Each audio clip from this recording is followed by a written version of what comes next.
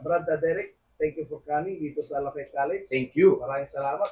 Thank All the you. way from Orlando, Florida. Yeah. Maraming salamat. Oo. Okay. Bro Peter, kumusta? Yeah. Maraming salamat. Thank you for coming all the way from Philippines. Yeah, oo. Grabe to, no? The other day lang.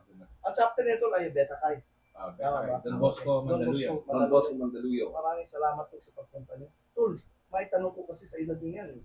Siguro marami na tayong mga experience, di ba? Sa buhay, especially sa Apo.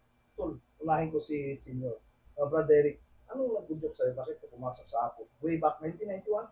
1991? Hindi, no, 1990. 1990 ka pumasok na Apo. Oo. Marami kami noon. Bali, 8, pero nakapasa sa amin 52 lang.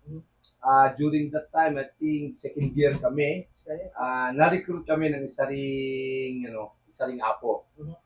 Ems Bautista. Kaya salamat Ems. Until now, I'm still here. No? 1990 yun. 1990. During that time, wala pa sa isip ko yan eh. Pero right now, of course, sa tagal, no? 35 or 36 So, at that years time, na. 16 years old?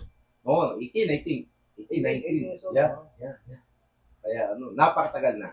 Okay. And So, until pero now. anong nagpa-udyok sa'yo? Bakit ka nagpa-recruit?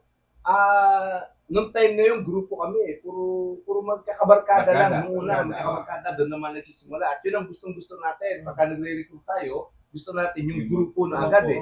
Para pagka nakuha mo yung isa, kuha mo lahat. So, that's the same style na ginawa sa amin noon.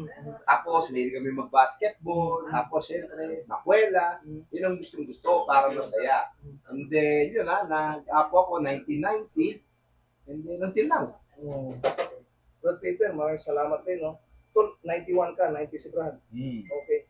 Sino naman ang nag-pan sa ito, nag-recruit para pumasok ng Apo? Ito ba'y voluntaryo mo o nag-recruit ka? Actually, voluntaryo eh. Voluntaryo?